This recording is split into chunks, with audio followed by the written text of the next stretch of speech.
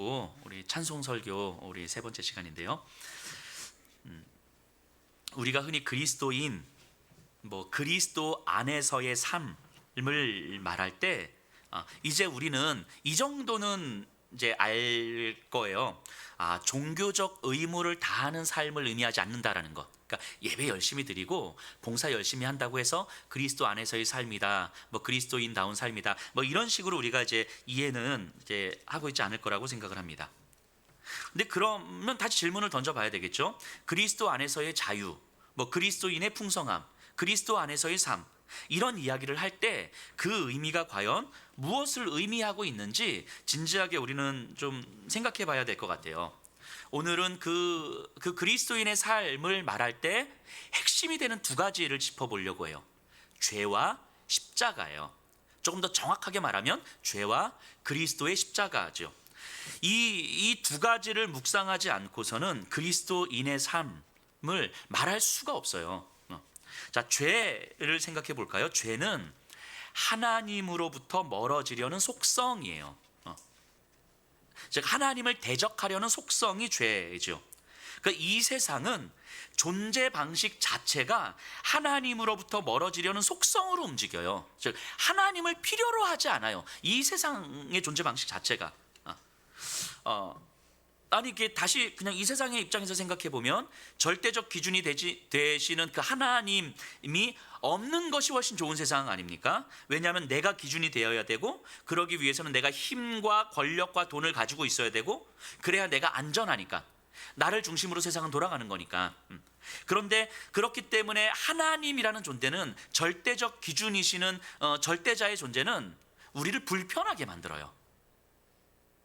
그렇죠? 이 세상의 존재 방식이 그래요. 세상은 탐욕과 경쟁으로 움직이잖아요. 그 안에서 그렇게 존재하는 삶의 방식 안에서 우리는 경쟁에서 이기는 삶을 자연스럽게 추구하게 되는 거죠. 이거는 내가 의지하고 의도와 상관없이 우리의 존재 방식 자체가 그렇다는 거예요. 물론 그러다가 경쟁에서 이기는 삶을 추구하려다 대다수는 경쟁에서 이기기보다는 뒤처지지 않는 최소한의 방식으로 허덕이며 살아가겠지만, 어쨌든 결국 이런 존재 방식에서 우리는 살아가고 있는 거예요. 자, 이런 존재 방식은요, 하나님을 필요로 하지 않습니다. 굳이 하나님이 없어도 돼요. 이걸 죄라고 이야기해요. 이거를 우리가 고난이라고 말하는 상황들을 한번 생각해 보세요. 우리가 흔히 고난 말할 때 뭘 고난이라고 이야기합니까? 돈을 갑자기 복권 받아가지고 많이 벌어서 내가 정말 고난을 당했어, 이렇게 이야기하진 않잖아요. 고난을 이야기할 때는 내 안전이 위협되는 상황이나 내가 결핍이라고 느끼는 상황, 또는 내가 경쟁에서 뒤처지고 있다고 느끼거나 손해를 보거나 조금 더 억울하거나 등등 이런 상황을 통칭해서 우리는 고난이다라고 이야기를 해요. 고난은 예수님을 믿든 믿지 않든 누구에게나 오는 거예요. 예수님을 믿는다고 고난이 더 오는 것도 아니고, 예수님을 안 믿는다고 고난이 덜 오는 것도 아니고, 그냥 사람에게는, 누구에게나 똑같이 고난은 오는 거죠. 단지 고난의 상황에서 우리의 반응이 어떤가가 중요하잖아요. 자, 고난이 오면 우리는 억울해지고 절망하게 됩니다. 그래서 우리는 이렇게 반응을 해요. 무의식적으로 이렇게 반응하게 되죠. 우리는 가능한 빨리 억울함을 풀어야 되고, 결핍은 채워져야만 하고, 이 고난의 상황은 변해야만 하는 거예요. 이게 고난이라는 상황 속에서 우리가 반응하는 방식 아닙니까? 왜 그래요? 내가 살아야 되니까, 내가 안전해야 되니까, 내가 덜 억울해야 되니까, 내가 덜 손해봐야 되니까, 내가 조금은 더 편안해야 되니까. 근데 이런 건 너무 자연스러운 인간의 본성이잖아요. 우리가 가지고 있는 인간의 본성. 아니 다시 이야기하면 이런 게 우리를 살게 하는 힘일 수 있어요. 우리의 삶의 동기부여를 해주는 것일 수 있어요. 덜 억울한 삶을 살아야 하는 것, 내가 누군가에게 무시받지 않도록 살아가려는 것, 이게 우리 삶의 동기 아닐까요? 내가 조금 더 안전하고 힘 있는 삶을 살아야 하는 것, 이게 우리를 살게 하는 힘일 수 있는 거잖아요. 그러니까 이 세상 속에서는 그런 삶이 사실은 문제될 게 없어요. 누구나 다 그렇게 살아가니까. 하지만 하나님과의 관계에서 보면 이런 삶의 방식은 하나님으로부터 멀어지려는 삶일 수밖에 없는 거예요. 하나님을 필요로 하지 않는 삶이니까. 내 삶의 동기부여가 덜 억울한 것이고 덜 손해보는 것이고 조금은 안전한 것이고 힘을 갖는 것이기 때문에 하나님을 필요로 하지 않는 삶, 하나님으로부터 멀어지려는 삶인 거죠. 자, 광야에서 이스라엘 백성들이 배고프다고 그래서 하나님께서 만나를 주시잖아요. 만나를 주시는데도 고기 먹고 싶다고 또 불평하고 또 원망을 하는 거예요. 자, 그러면 하나님이 그들에게 고기를 주시면 그들이 하나님께 감사하나요? 아니잖아요. 그들은 그들의 삶의 방향성 자체가 하나님을 향해 있지 않아요. 단지 고기를 먹고 싶어서 하나님을 찾을 뿐이지 하나님께 가까이 가려는 삶의 방향이 아니라 자기의 욕망을 향한 방향인 거예요. 내가 조금 더 먹고 싶고, 내가 조금 더 추구하고 싶고, 내가 조금 더 좋은 걸 갖고 싶은 자기의 욕망, 그것을 향해 있는 것이 그들의 삶의 방식인 거예요. 하나님을 찾지만 하나님께 가까이 가려는 방향이 아닌 거예요. 그들은. 그게 죄예요. 그게 죄라는 사실을 깨달아야 돼요. 우리는 억울함을 풀어야 되고 억울함을 되갚아 줘야 되죠. 나는 빨리 이 결핍을 해결해야만 해요. 그건 너무 당연한 거죠. 그런데 그런 방식으로 이 상황을 해결하고 나면 우리는 또 다른 결핍이 찾아오고 또 다른 결핍을 같은 방식으로 해결하게 돼요. 또 다른 억울함이 찾아오고 또 같은 방식으로 해결하게 되는 거죠. 그리고 이 삶이 반복되다 보면 결국 우리가 깨닫는 것 한 가지가 있어요. 그건 뭐냐면 힘이 있어야 되는구나. 누구도 나를 업신여기지 못하도록, 누구도 나를 소홀히 여기지 못하도록 내가 힘을 가져야 되는구나. 내가 돈이 있어야 되는구나. 내가 억울하지 않으려면 내가 뭔가 사람들에게 내세울 수 있는 뭔가가 있어야 되는구나. 이게 우리의 삶의 결론이 되는 거예요. 이게. 왜냐하면 매일 같은 방식으로 해결하다 보니까 이거는 답은 결국 힘을 가져야만 이런 문제 자체가 생기지 않을 테니까 그렇게 생각이 드는 거죠. 이게 죄가 만들어 놓은 함정이에요. 죄가 만들어 놓은 함정. 내가 안전해질 것 같지만 사실은 같은 굴레 속에 머물 수밖에 없는 삶인 거죠. 이게 죄가 만든 함정인데 우리는 이 함정에 매번 빠져요. 매번. 항상. 저보다는 덜 빠지실 텐데 죄가 만들어 놓은 함정에 우리는 매번 빠지는 거죠. 그래서 결국 이런 삶에서는 죄의 굴레, 힘의 논리를 결국 벗어날 수가 없어요. 이게 이 세상에 존재하는 방식이에요. 그래서 이 세상에서는 참된 소망이라는 걸 발견할 수가 없는 거예요. 조금은 안전하게 살아갈 수 있고 조금은 편안하게 살아갈 수는 있지만 참된 소망이라는 걸 발견할 수는 없는 거죠. 그런데 죄의 함정에 빠지지 않고서도 우리가 충분히 더 선명하게 살 수 있는 길이 있는데 그게 바로 그리스도의 십자가예요. 자, 십자가는요 아름답지 않습니다. 십자가는요 이 세상에서 가질 수 있는 모든 힘을 다 빼앗긴 비참한 자리예요. 모든 힘을 다 빼앗긴 가장 비참한 자리. 그러니까 이 십자가는요 죄가 우리를 위협할 수 있는 가장 최상의 도구인 거예요. 십자가가 어떻게 우리를 위협합니까? 모든 힘을 다 빼앗긴 가장 비참함을 보여주면서 자 봐라, 이런 비참함이 두렵고 무섭지? 너희들 이런 비참함에서 살아갈 수 있을 것 같아? 니들은 다 죽어. 뭐 이렇게 얘기하는 거예요. 니들 세상에서 정신 안 차리면, 정신 차리고 돈 벌지 않으면, 니들 정신 안 차리고 니들이 힘을 갖지 않으면, 정신 안 차리고 막 그러면 사람들이 너 다 무시하고 너 맨날 억울하고 맨날 손해보고 그럼 너 죽어. 뭐 이런 거예요. 이렇게 십자가는 우리를 위협하죠. 그래서 이 십자가를 바라보면서 그 비참함 앞에서 불안과 두려움이 우리의 일상이 되는 거예요. 그래서 우리가 살 수 있는 길은 뭡니까? 그 십자가 앞에서 세상이 주는 힘과 세상이 주는 그 어떤 것들로 이 상황을 벗어나는 거죠. 세상이 너 이 다 빼앗기면 너희들 다 죽는 거야 라고 할 때 그래? 그럼 안 빼앗기려면 어떻게 해야 돼? 이렇게 가는 거죠. 죄가 우리를 위협하는 가장 최상의 도구가 십자가예요. 그리고 그렇게 협박함으로 죄의 함정을 벗어나지 못하게 만드는 거죠.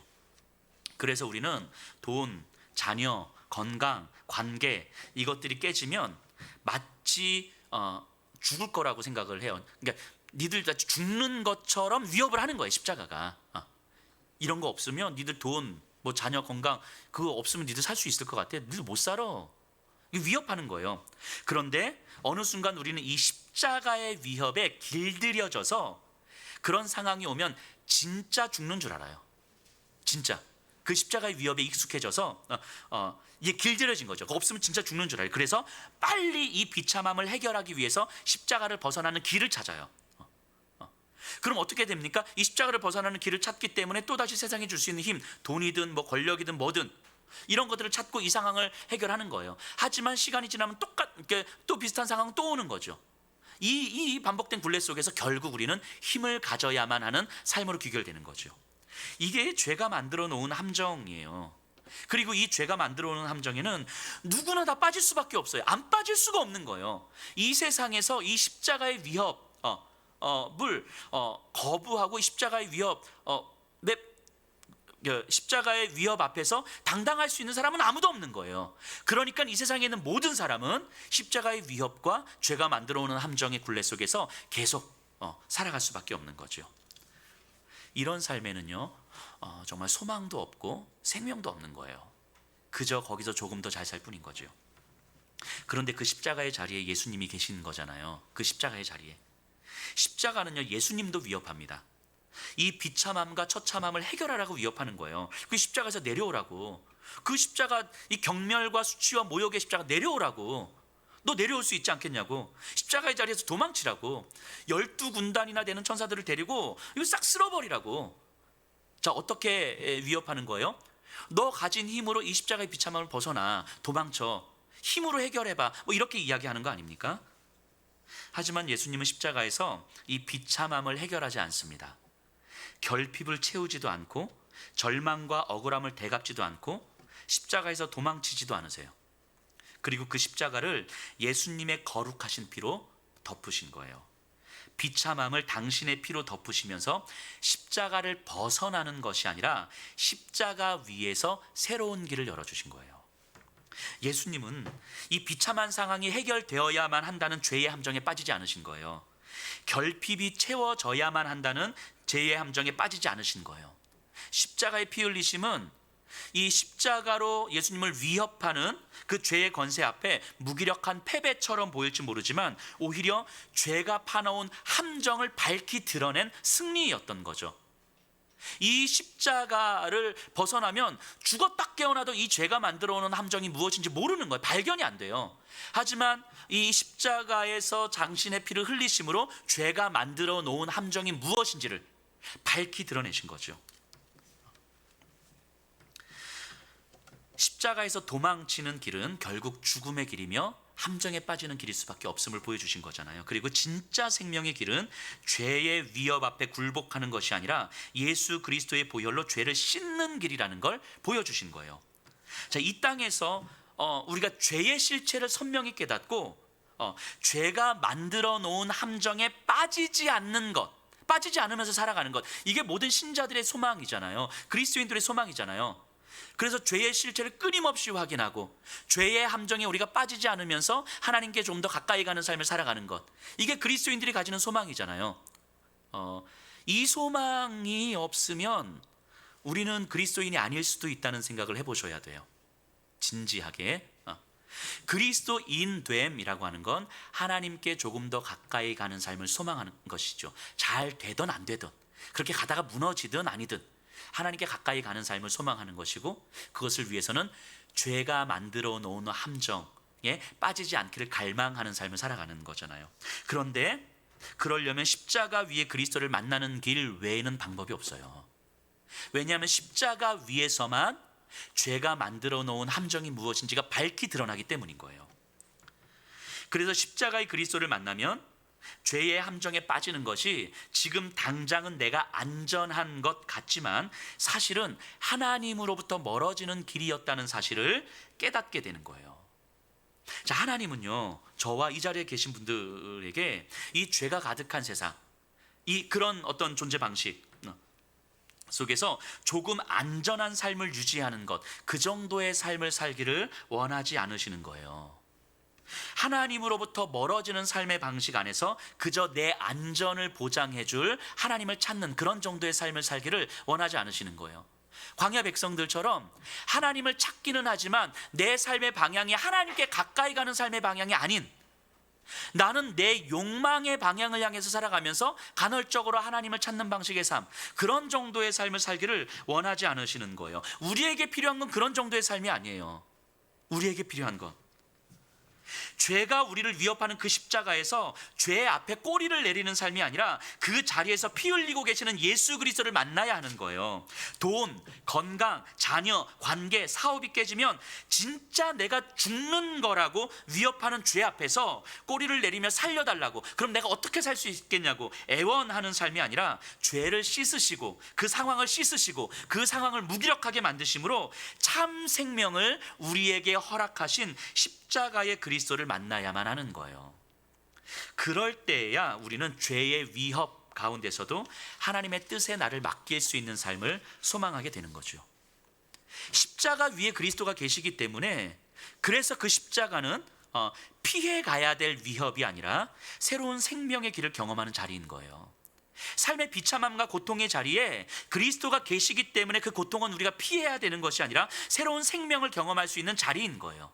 그렇기 때문에 우리에게 정말 필요한 것은 예수를 믿으면서 얼마나 안전한 삶을 살아가고 예수를 믿으면서 얼마나 평안하고 행복한 삶을 살아가느냐가 아니라 내 삶이 어떠하든 내 삶의 자리에서 그리스도의 십자가를 만나는 거예요.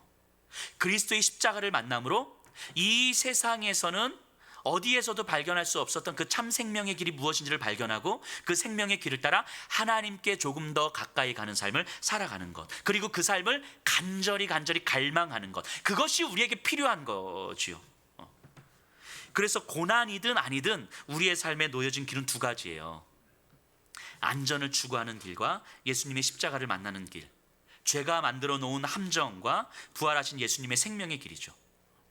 우리는요, 안전을 추구하는 길을 걷고 싶어요. 저도 그렇고요. 그러니까 우리는 안전한 길을 걷고 싶은 거죠. 하지만 하나님은 그의 자녀들이 예수님의 십자가를 만날 것을 끊임없이 원하시는 거예요. 거기서만 하나님의 생명을 찾을 수 있으니까. 그래서 때로는 억울함도, 때로는 경제적인 결핍도, 때로는 건강의 문제로도 우리를 다루어 가시는 거예요. 그리스도의 십자가를 만날 수 있도록. 그리고 그 상황 속에서, 억울한 상황 속에서, 결핍의 상황 속에서, 여러 고난의 상황 속에서 우리 앞에 놓여진 두 가지 길을 보라고 말씀하시는 거죠. 그리고 거기서 만날 수 있는 그리스도의 십자가를 보라고 말씀하시는 거예요. 그래서 C.S. 루이스라는 사람은 이렇게 이야기를 해요. 고난은 우리를 부르시는 하나님의 확성기이다. 고난은 우리를 부르시는, 우리를 만나게 하시는 하나님의 확성기이다. 이 고난을 결국 가볍게 다루는 게 아닙니다.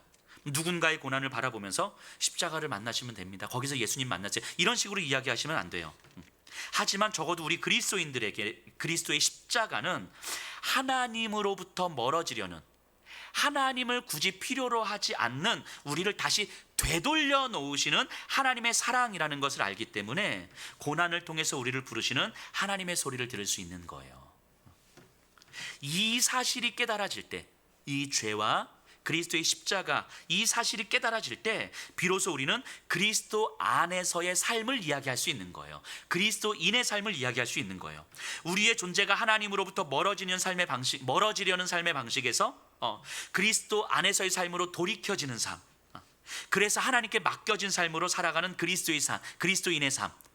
그래서 내 삶이 한 걸음 한 걸음 하나님께 조금씩 더 가까이 다가가는 삶. 내 삶의 방향이 내 욕망을 지향하는 방향이 아니다라고 하는 것을 그리스도 앞에서 끊임없이 확인해가는 삶. 이것이 우리가 소망해야 될 그리스도인의 삶 아닙니까?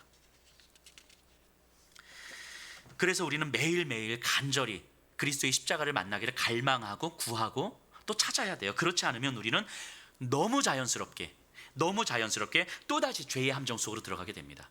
자, 오늘 본문이 그걸 잘 보여줘요. 우리 마르다와 마리아 본문이거든요. 자, 마르다와 마리아라는 자매가 있어요. 예수님이 어느 마을에 가다가 이 마르다가 있는 그 동네에 가셨는데, 마르다가 예수님과 그의 제자들을 초대합니다. 예수님, 제자들, 여러 사람들이 이제 말씀을 나누고 있어요. 마르다는 지금 최소한 남자만 13명 이상의 식사를 준비해야 되잖아요. 그러니까 얼마나 분주했겠습니까? 이렇게 음식을 막 준비하고 있고, 여기서는 이제 말씀을 나누고 있고, 근데 마르다가 볼 때 자기를 도와줘야 될 마리아가 안 보여. 찾아보니까 예수님 발치에 앉아 있네. 근데 계속 예수님이 한마디 하실 법도 한데 안 하셔서 이렇게 참고 하면서 음식을 막 만들고 있었을 거예요. 아마 음식이 좀 짜지 않았을까 싶어요. 점점 감정이 올라오면서 에이씨 이러면서 간 치고 소금 치고 그러다 이제 참다 안 돼서 예수님한테 갑니다. 예수님 이건 아니지 않습니까? 예수님 한마디 해주셔야죠 라고 했을 때 예수님이 이렇게 말씀하시죠. 마르다야, 네가 참 분주하다. 염려가 많다. 뭐 이렇게 말씀하세요. 뭔가 마르다의 예상과 다르게 마르다가 뭔가를 잘못한 것처럼 말씀하시는 거예요. 근데 이 장면을 보면서 우리가 말씀을 듣고 있는 마리아는 잘한 거고 일을 하고 있는 마르다는 뭐 본질을 놓친 거고 이런 식으로 이해를 좀 하시면 안 될 것 같아요. 이 본문은 그걸 뭐 말씀을 듣는 게 중요하고 봉사하는 건 덜 중요하고 뭐가 더 중요하고 덜 중요하고 이걸 말씀하고 있는 것 같지는 않아요. 만일 그렇다면 다 말씀만 듣지 뭐 밥 준비는 누가 하고 청소는 누가 하고 봉사는 누가 합니까? 그렇죠? 다 중요한 거예요. 근데 예수님의 말씀의 초점은 거기에 있는 게 아니죠. 우선 마리아를 보세요.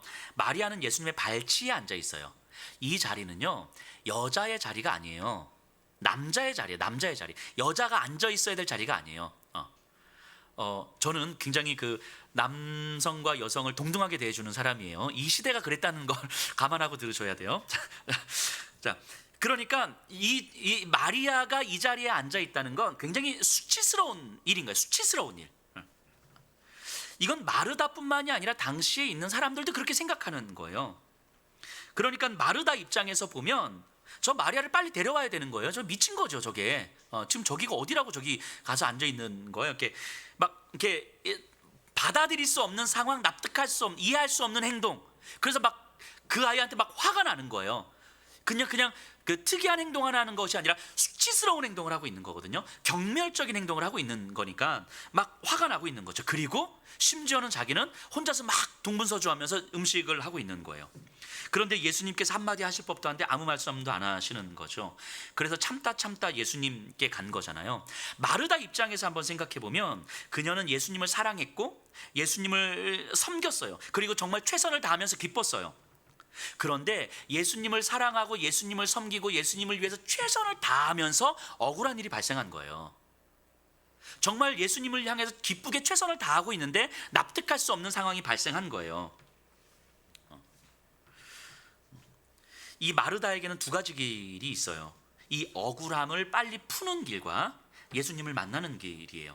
마르다는요 예수님을 사랑하고 섬기는 걸 원했기 때문에 억울하고 이 상황이 이해가 되지 않아도 예수님의 식사를 준비하는 것만으로도 충분히 기쁠 수 있었을 거예요. 때로는 음식이 덜 만들어지고 가짓수가 줄어들고 좀 간이 좀 안 맞고 이게 막 밥이 좀 서리고도 그래도 예수님이 드실 식사를 준비했다는 사실만으로도 충분히 기쁠 수 있었을 거예요. 왜냐하면 예수님과 마르다와의 관계는 여타 어떤 상황과 비교할 수 없이 훨씬 더 소중했기 때문인 거죠. 하지만 그 상황에서 마르다는 자기 억울함을 푸는 쪽으로 선택을 합니다. 그래서 심지어 예수님께 명령도 하잖아요. 예수님께 가서 예수님 이렇게 하셔야죠 라고 이야기하잖아요. 예수님께 명령도 하잖아요. 마르다는요 죄의 함정에 빠져버립니다. 예수님과 함께 있었고 예수님을 섬기고 있었으면서도 그러면서 생긴 억울함에서 예수님을 만나는 법을 몰랐어요. 예수님과 함께 있으면서 생긴 억울함 속에서 예수님을 만나서 예수님으로 풀어갔어야 될 그 상황을 예수님을 만나는 법을 몰랐던 거예요. 그래서 자신의 억울함을 푸는 방향으로 선택하죠. 만일 지금 그래서 이 억울함이 풀렸다 할지라도 이런 억울함은 또 생기는 거예요. 이해가 안 되는 상황은 또 발생하는 거죠. 그럼 마르다는 같은 방식으로 예수님께 또 명령하는 거예요. 예수님 이렇게 하셔야죠. 이게 죄가 만들어 놓은 함정이죠. 그래서 마르다는 예수님과 함께 있는 듯 했지만 결국 자기 생각, 자기 분주함, 자기 억울함 등의 굴레에 갇혀버린 거예요. 반면 마리아는 어떻습니까? 마리아도 알았겠죠. 지금 자기가 있는 자리가 수치를 받는 자리라는 걸, 내가 있으면 안 되는 자리라는 걸 알았겠죠.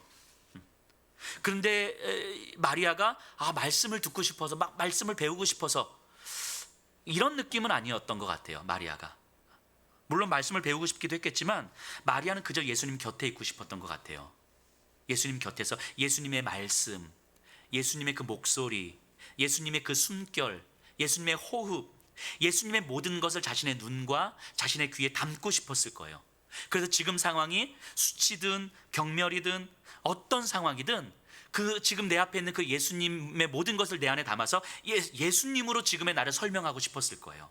그래서 사람들의 시선도 느꼈을 거고 수치스럽다는 것도 알았지만 그렇다고 해서 이 자리를 도망가고 싶진 않았을 거예요. 이게 마리아였을 거예요. 그래서 예수님이 이렇게 말씀하시죠. 그 하나만으로도 족하다 말씀하시는 거죠. 우리가 예수님의 십자가를 끊임없이 갈망하지 않으면요, 매일매일 매 순간 갈망하고 찾지 않으면 우리는 누구든지 언제든지 마르다가 되는 거예요. 어제까지 마리아였었던 것 같은데 오늘 마르다가 되는 거예요. 우리 일상에서 그러지 않습니까? 뭐 하다 잘못되면 우리는 하나님께 명령을 해요. 저도 하나님께 명령까지는 아니지만 아주 정중하게 강력한 요청을 할 때가 많아요. 흔히 그냥 이렇게 하나님 나 위해서 건축했습니까? 하나님 위해서 건축했지. 나 위해서 나 좋자고 선교 갔습니까? 나 좋자고 헌금했습니까? 나 좋자고 봉사했습니까? 내가 우리 가정 내 아이들 잘 되라고 봉사했습니까? 헌신했습니까? 다 하나님 위해서 한 거지. 하나님 이러시면 안 되는 거예요. 하나님 계약 위반이에요. 이렇게 이야기하는 거죠. 이게 인간이에요. 그런데 이게 인간이에요. 누구나 다 이럴 수 있어요. 누구나 다. 누구나 다 하나님께 명령할 수 있고 누구나 다 하나님께 뭔가 어떤 상황 속에서 모든 원인과 책임을 다 돌릴 수 있어요. 천사도 못하는 하나님을 향한 명령을 인간이 하잖아요. 누구든지 마르다의 상황에 놓일 수 있어요. 하지만 분명한 건 그럴 때 우리에게는 원망과 억울함을 빨리 해결하는 길 외에 또 하나의 길이 있다는 사실을 반드시 깨달아야 된다는 거예요. 누구든지 마르다의 상황에 놓여져 있을 수 있는데 그 상황에서 내 억울함을 빨리 풀어가고 내 결핍을 빨리 채워가는 방식 외에 또 다른 길이 반드시 있다는 것을 우리는 깨달아야 된다는 거예요. 그게 바로 십자가의 길이에요. 그리스도의 십자가의 길이에요. 그리스도의 십자가를 만나기를 갈망하면 우리는 하나님께 명령하다가도 하나님을 원망하다가도 하나님께 막 멱살 잡고 부르짖다가도 어느 순간 그 자리에서 그 비참함 고난이라고 여겨지는 그 자리에서 다시 생명의 길을 깨닫게 되는 거예요. 그 자리에서 진짜 내가 사는 길이 무엇인지를 깨닫게 되는 거예요. 오늘 찬송 설교의 찬송이 내 주여 뜻대로 이 찬송이거든요. 이 찬송의 고백이 오늘 우리가 함께 나눈 이 고민을 잘 보여줍니다. 도망가고 싶은 자리, 피해야만 하는 자리, 그 십자가. 하지만 예수 그리스도께서 처참한 십자가 위에 계시기에 거기서 새로운 살 길을 찾게 된 그 생명의 고백이 여기 있어요. 죄의 함정으로 빠지고 도망가지 않으며 진짜 하나님의 생명 안에서 내가 사는 길을 발견한 고백이 바로 여기에 있어요. 이 17세기에 독일을 중심으로 종교 전쟁이었던 30년 전쟁이 일어나요. 1618년에서 1648년까지 이 30년 동안의 전쟁과 또 흑사병으로 인해서 한 1000만 명 정도의 사람이 죽습니다.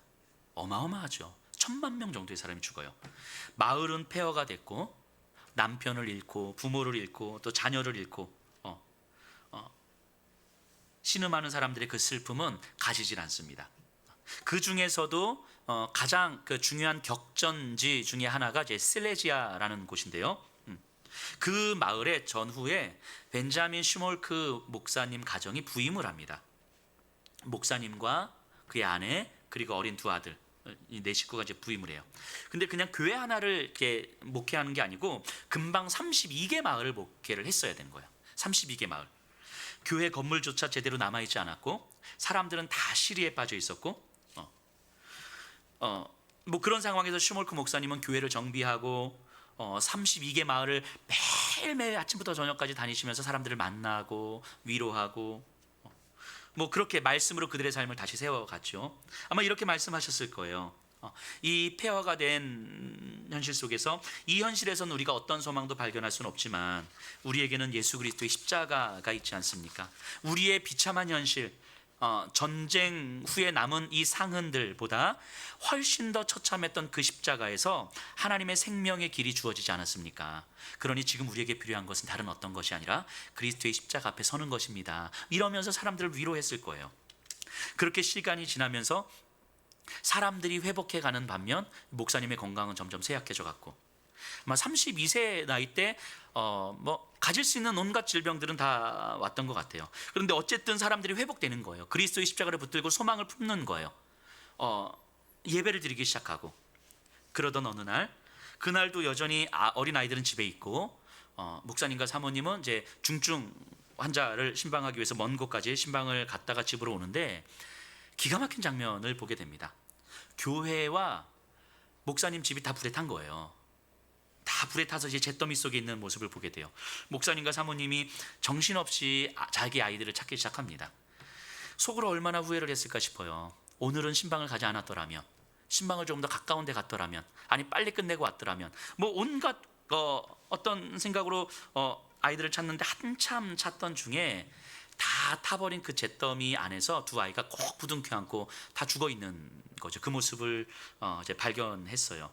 그 모습을 본 사모님은 그 자리에서 바로 실신하셨고, 슈몰크 목사님은 그 잿더미 속에 두 아이를 끌어안고 어떻게 할 수 없는 그 처절한 아픔으로 절규합니다. 정말 기가 막히죠. 이 상황을 어떻게 이해할 것이며 어떻게 설명할 수 있겠습니까? 얼마의 시간이 지났는지도 모르겠어요. 한참 동안 절규하며 하나님을 원망하며 하나님께 대들고 또 하나님께 명령도 하고, 어쨌든 하나님을 향해서 쏟아부을 수 있는 그 모든 것들을 다 쏟아부었을 것 같아요. 하나님, 그러시면 안 되는 거라고. 그렇게 시간이 지나가는데 울고 있는 슈몰크 목사님의 마음에 한 장면이 딱 떠오르는 거예요. 바로 겟세마네 동산에서 기도하시는 예수님의 모습이요. 십자가의 길을 앞에 두고 그 마음이 심히 괴로워서 죽을 만큼 힘드셨던 예수님. 그래서 땀이 핏방울이 될 때까지 밤을 새워 간절히 기도하셨던 예수님. 아버지께는 모든 것이 가능하오니 이 잔을 내게서 옮겨주십시오 라고 정말 하나님 앞에 간절히 구했던 예수님, 그 예수님의 모습이 떠오른 거예요. 자, 예수님의 기도를 한번 생각해 보세요. 아버지는 가능하오니 이 잔을 내게서 옮겨주십시오. 어쩌면 예수님도 하나님께 명령하고 있는 거잖아요.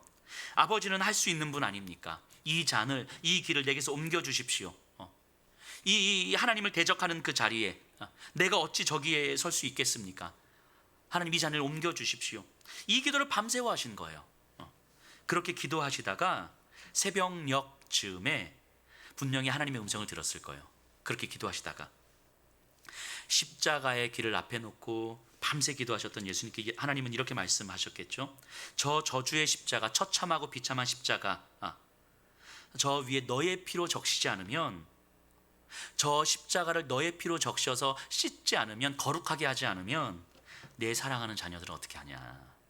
내 사랑하는 자녀들은 어떻게 하냐? 내 사랑하는 자녀들은 여전히 십자가의 위협 앞에서 또 죄가 만들어 놓은 함정으로 도망갈 수밖에 없는데 언제까지 그 모습 보고 있어야 되냐고. 너 외에 누가 그 자리에 설 수 있겠냐고. 하나님, 예수님께 그렇게 말씀하시지 않으셨겠습니까? 하나님의 음성이 선명하게 들렸을 때 예수님은 하나님의 뜻에 자신을 맡기는 것이 생명의 길이라는 것을 깨달았어요. 예수님도 겟세마네 동산에서는 두 가지의 길이 있었죠. 죄가 만든 함정의 길과 하나님의 생명의 길, 십자가의 길. 이 두 가지 길이 있었어요. 그리고 예수님은 밤을 새워 기도하셨고 그 기도의 결론은 이거였습니다. 나의 원대로 마옵시고 아버지의 원대로 하옵소서. 슈멀크 목사님은 울부짖는 중에 이 예수님의 모습이 떠오른 거예요. 슈멀크 목사님에게도 두 가지 길이 있었어요. 지금 이 처참한 상황 속에서 하나님을 원망하며 이 십자가에서 도망가든가, 아니면 십자가 위에 예수님을 만나든가. 내 감정은 원망하며 이대로 끝내고 싶은데 진짜 생명이 십자가 위에 있음이 깨달아지는 거예요. 나는 정말 100번 1000번 생각해도 여기서 끝내고 싶은데 진짜 생명이 거기에 있는 거예요. 무엇이 옳은지 틀린지, 여기서 지금 내가 무엇을 어떻게 해야 하는지 잘 모르겠는데 그리스도의 십자가의 의미가 깨달아지는 거예요. 가장 비참한 자리에서 거룩한 피를 흘리심으로 죄를 씻으신 예수님, 지금 내 처참한 상황 또한 십자가의 거룩하신 피로 덮어주실 예수님, 도저히 받아들일 수 없는 상황이지만 하나님의 생명 안에서 나를 인도해 주실 예수님, 아니 그 예수님만이 나의 참 생명 되시는 분이심을 깨달은 거예요. 그 자리에서 슈멀크 목사님은 그리스도의 십자가를 그 처참한 자리에서 만난 거죠. 그리고 그렇게 기도하는 중에 쓴 찬송이 바로 이 찬송이에요. 내 주여 뜻대로. 가사를 잘 묵상해 보세요. 내 주여 뜻대로 행하시옵소서. 온 몸과 영혼을 다 주께 드리니 이 세상 고락간 주인 도하시니 살든지 죽든지 뜻대로 하소서. 그 처참한 상황 속에서 그리스도의 십자가를 만났을 때 이렇게 고백을 해요. 슬픔이든 기쁨이든 주님은 나를 인도하실 터이니 주님의 손에 나를 맡기겠습니다. 이렇게 고백을 해요. 그런데 또 이렇게 고백을 하고 나서도 너무 아픈 거예요. 또 너무 슬픈 거예요. 눈물이 멈추지 않는 거예요. 그리스도의 십자가를 바라보고 거기에 생명의 길이 있다는 것을 알면서도 지금의 자신이 한없이 힘이 든 거예요. 어쩔 줄 몰라 하는 거예요. 그래서 2절의 가사를 적어요. 저는 2절의 가사를 쓰던 이 슈멀크 목사님의 마음을 좀 헤아리면서 한참의 시간을 좀 묵상했어요. 큰 근심 중에도 낙심케 마소서. 주님도 때로는 울기도 하셨네. 근데 이 가사가요, 그 독일어를 영어로 번역하고 영어를 한글로 번역한 거거든요. 근데 이 2절만 제가 원래 가사 그대로 한번 읽어볼게요. 잘 들어보세요. 주님, 제가 눈물로 살아야 한다면 희망의 별빛이 꺼지지 않게 하시고, 주님도 한때는 울며 슬픔을 겪으셨으니 주와 함께 울어야 한다면 울겠습니다. 이 고백이거든요. 제 남은 평생에 하나님, 제가 울어야 한다면, 눈물을 흘려야 한다면 하나님, 그래도 그 별빛의 그 소망만은 꺼지지 않게 해주십시오. 주님, 이 내 남은 평생에 주님과 함께 울어야 한다면 하나님, 저 울겠습니다. 이 고백하는 거거든요. 이 가사가 저는 제 마음에 너무 강하게 새겨졌어요. 도대체 그리스도의 십자가를 만난다는 것이 이 슈멀크 목사님에게 얼마나 강한 생명의 경험이었기에 이런 고백을 할 수 있었을까? 내 남은 평생에 눈물을 흘려야 한다면, 내 남은 평생에 눈물을 흘릴 것 같은데 하나님이 작은 별빛은 꺼지지 않게 해주십시오. 도망가지 않겠다는 거잖아요. 도망가지 않겠다는 거잖아요. 주님과 함께 울어야 한다면 저 울겠습니다. 이 가사를 참 많이 묵상했어요. 이 세상을 향한 슈멀크 목사님 자신을 향한 하나님의 그 지독하신 사랑 아니었을까요? 그 지독하신 사랑, 예수님의 피눈물로 채워진 그 십자가를 경험케 하신 하나님, 그렇게 해서라도 알려주셨어야만 했던 그 세상을 향한 구원의 길과 생명의 길, 이거를 그렇게라도 해서 알려주고 싶으셨던 그 하나님의 그 지독하신 사랑 아니셨을까요? 그렇게 해서라도 깨닫게 되기를 원하셨던, 이렇게 묵상을 하는데 저는 3절 가사를 묵상하면서 또 깜짝 놀랐어요. 3절 가사를 묵상하면서 스스로 이렇게 이 내용을 되뇌이는데 너무 고요하고 너무 평안한 거예요. 이게 이 가사가 본향을 향한 걸음이 이 땅에서의 삶이라고 이야기하는 거잖아요. 우리 주님과 영원히 함께 거할 그 처소를 바라보면서 걸어가는 삶이 이 땅에서 삶이라는 거잖아요.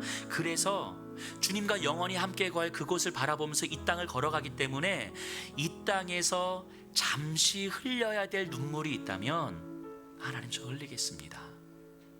도망가지 않겠습니다. 본향이 있기 때문에 이 땅에서 도망가지 않으며 죄의 위협 앞에서 내가 피해가지 않으며 흘려야 될 눈물이 있다면 피해가겠습니다. 피해야 할 눈물이 있다면 흘리겠습니다. 이 고백하는 거잖아요. 근데 이 3절의 가사가 너무 평안한 거예요. 우리 3절 한번 해볼까요? 내 주여 뜻대로 행하시옵소서.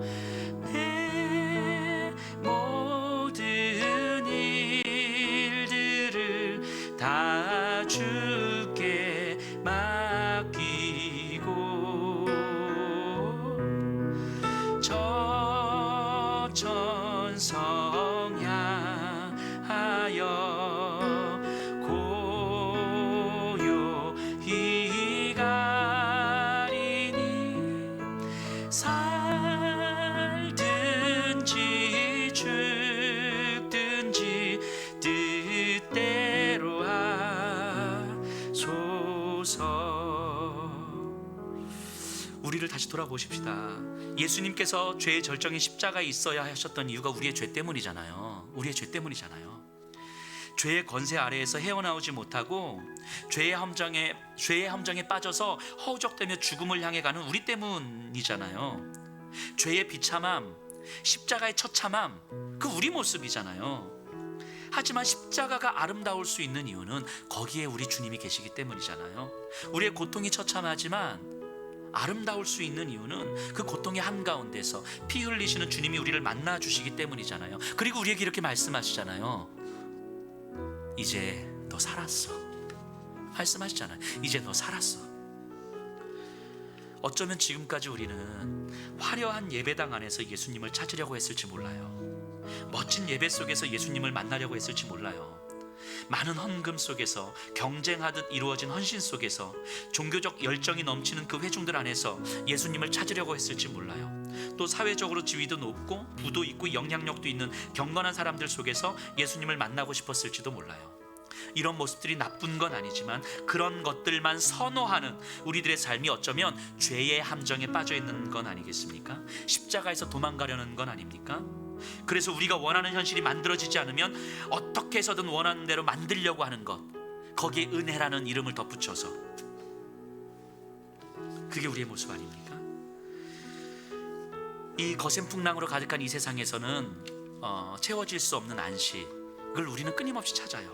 그러나 진리에 대한 이해가 흐리고 구원 얻는 믿음에 대해서도 불분명하고 예수님에 대해서는 더욱더 흐린 인식을 갖고 있기 때문에 안식을 찾을 수 없는 곳에서 안식을 찾아 헤매고 있는 건 아닙니까? 우리에게 필요한 건 화려함이 아니에요. 우리에게 필요한 건 안전이 아니에요. 우리에게 필요한 건 그리스도의 십자가예요. 그리스도께서 십자가에서 흘리신 피가 우리의 죄를 덮어주셨다는 사실을 깨닫는 거예요. 그리스도의 십자가의 뿌리를 내리고 그리스도를 통과하여 그리스도 예수께로 나아가는 믿음이 아니면 거기에는 구원도 없어요. 생명도 없어요. 그리스도의 십자가를 만나셔야 합니다. 그리고 간절히 사모하고 또 사모하셔야 돼요. 우리 다 같이 일어나셔서